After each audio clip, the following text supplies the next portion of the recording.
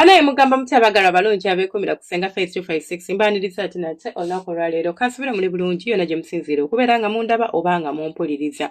Gwe omwami ali eyo wali obaddeko n'ofumiitiriza kaseera ki k'olina okubeera ng'oziniramu omukyalo oba ng'osalako omukazi okumulumba. Abakazi emibiri gyaffe giri totally different ku gy'abasajja munnange tegifaanagana. Omusajja ye muntu gw'osobola okusanga nga ye bw'abanga bintu byakuyima tekimutwalira yadde ebbanga eddene ebintu bye biba bya mangu mangu nti asobola okuyima mu ddakiika ntini nnyo lwaki kubanga omulimu gwabwe gubeera facilitated ne hormone eyitibwa testosterone naye ate abakyala it's a combination of a lot of things. Yes, tulina naffe hormones ezituyambako kubanga tuyima, but since omubiri gwaffe guli complicated nti weetaaga okumixing up ebintu hormone eno ate simanya estrogen n'ogatamu ate emotions zo n'ogatamu ate twala tugende bingi ebimakinga up omukazi okubeera ng'ayima ekitali ku musajja omusajja ye ne bw'alobooza buloboozi in fact ne bw'atalobooza asobola okwesanga nga omukira gusituse yadde abadde ta intendinga gubeere nga gusituka kati omukyala waliwo akaseera kaabeeramu mu sayiko ye oba mu bulamu bwe nga mu butuufu ye ali ku piiki y'omuyimo nga ne bw'omukwatako bukwasi tagenda kumenya nti onoonya mazzi ate ke kaseera akatuufu koyina okuziniramu omukazi n'abeera ng'asammula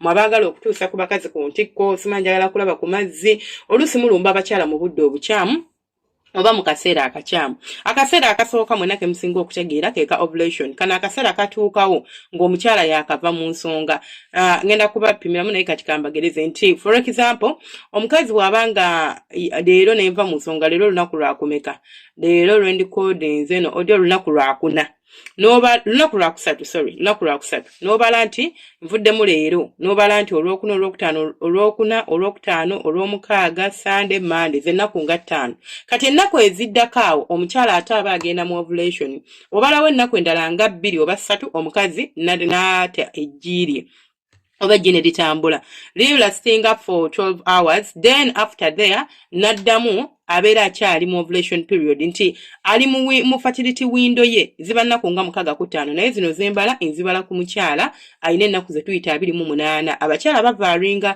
waliwo abalina ennaku ennyimpi ennyo waliwo abalina ennaku empanvu ennyo nga alina ennaku nga 35 kati oyo ebibalo bye bikola ki biba bikyukamu akaseera ako omukyala aba n'omuyimo muyitirivu era singa oba omukutte bulungi ddiya oba ogenda kumusabula ate oba osobola okumutuusa ku ntikko lwaki abeera n'omuyimo mungi mu kaseera ako waliwo hormone gye tuyita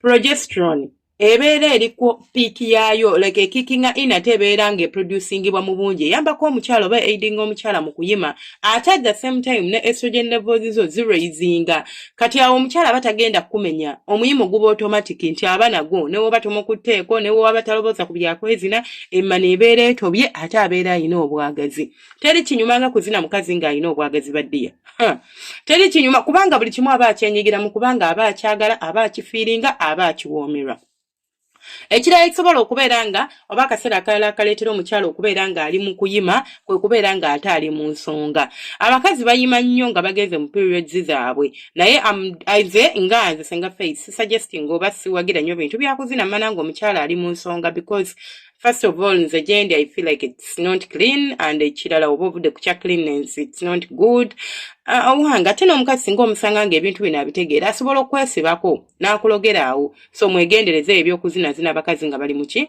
mu nsonga zaabwe wabula woba oyagala okumuzina ng'omuzinira ku muyimo gwa period olina ate w'osobola omukwasiza nga yaakava mu nsonga bw'ati omukyala aba ayima mu nnaku 2 ezo ezisooka nga yakava mu nsonga zibakkiriye omuyimo guba gukyaliko ate ekirungi ekiguliko nti okubanga gukyaliko awo abeera mu safe days nti osobola okumusabula nga totaddeeko yadde akapiira teri lubuto wabula waliwo slim chances saagala ogenda olufuna ŋŋambe waliwo slim chances nti waliwo omuntu asobola okubeera nga nabaanayo oba nabaano baki nga kale ovaries simanyi baziyita mu Luganda nga zareleasinga amagye 2 ejje erimu ne likulukuta waliwo abantu waliwo abakyala abayina bakiyita batya nkyerabidde bannange mu luzungu batobeera oba negundi 2 nga osobola okulwala oba osobola kiringa omuntu ofuna olubuto n'osigala ng'olwala nga si nti n'olwala nti kiri abnormal no nga kiri normal condition eyo njerabidde ebagiyita. So osobola okubeera n'omukyala afaanaganako bw'atyo. Tolinza okulowooza nti wano oli seefu n'oweegatta naye kumba tewaliyo ejje eddala n'afuna olubuto. So weegendereze embeera eyo alinza okubeera nga ng'omuntu omufunisa olubuto mu mbeera eyo naye ng'ate abeera mu safe days, but safe days si kyekintu ky'osobola okwesigamako nti 100% omukyala tasobola kufuna lubuto yadde osobola okumuzina singa aba mukyalawo. It is okay, it's not as risky as withdrawal method.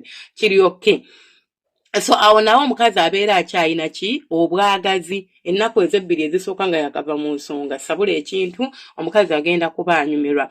Awalala omukyala w'abeerera ng'ayina obwagazi ye trimesters ey'okubiri ng'ali lubuto. Omukyala abeera mu trimester 3. Tubeera ne trimester esooka ebeeramu emyezi 3, then okuva ku myezi 3 ne tugenda ku myezi 6 ebeera yakubiri, ne tugenda okuva ku myezi 6 paka ku myezi 9 wetuzaalira. So omukyala yenna mu kaseera ak'emyezi 3 ku myezi 6. So omukyala mu kaseera kano eno aba n'omuyimo ate n'ekyakyo olina okubeera ng'omanya emmana ebeera ng'etobye buli kaseera ebeeramu amazzi.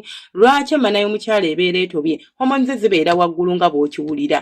Omubiri gwe ate gubeera mukkakkamu. Tolaba nti aba ali kutonda muntu nkosiko ng'omukazi ali kangamba ali distressed tiwaliwo ebirala ebirinza okukuleetera okubeera mu mbeera erinza okuviirako ate okuba ng'oluzinga omuyimo gwo. Ti omusajja alinza okuba kulumya omutwe, tolya bulungi, you are not well relaxed enough, awo olinza okwesanga oba kirinza okukwata n'obeera ng'ate munnange tosobola kubeera ng'onyumirwa nga bw'olina okunyumirwa oba tosobola kubeera ng'oyima kubanga waliwo factors endala eziri okuhindaringa process eno okutambula nga bw'olina okutambula.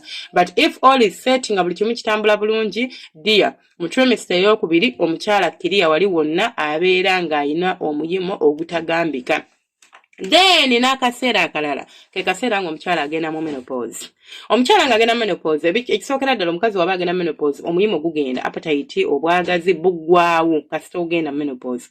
But wano nga tonnaba kugendayo hormones zo zibeera released zonna zibeera mu store anti zino zibaddemu like omubiri gwo gudischarginga hormones ezo at once, which makes omukazi okubeera ng'ayima. This can even happen for days or it can happen for months. Omukyala n'abeerawo myezi 2-3 naye ate n'amala n'ashatinga down omulundi gumu n'abeera ntawulira takyagala byamukwatako, tayagala bintu byakwezina ng'abiraba bulabi nga alinga agamba okwezina bulwadde obukwata nti womukwatako bugenda mukwata oba agenda kulwala. So akaseera nako osobola okakozesa okubeera ng'onyumirwa mukyalawo wabula kano nja kasanga mu bakyala obukosa abakuzeekuzeemu myaka 5 ng'agenda mu menopause.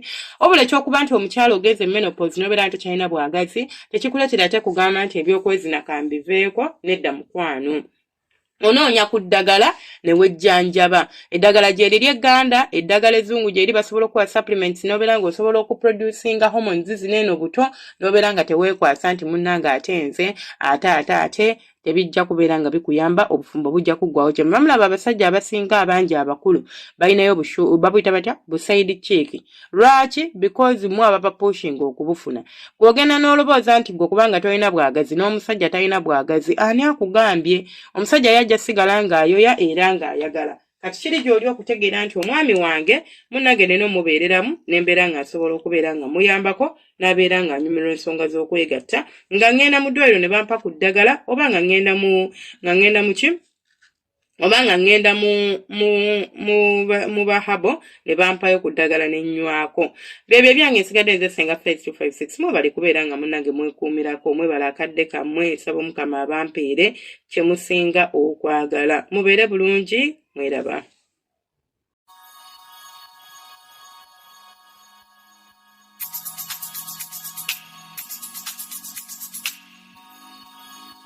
Yeah.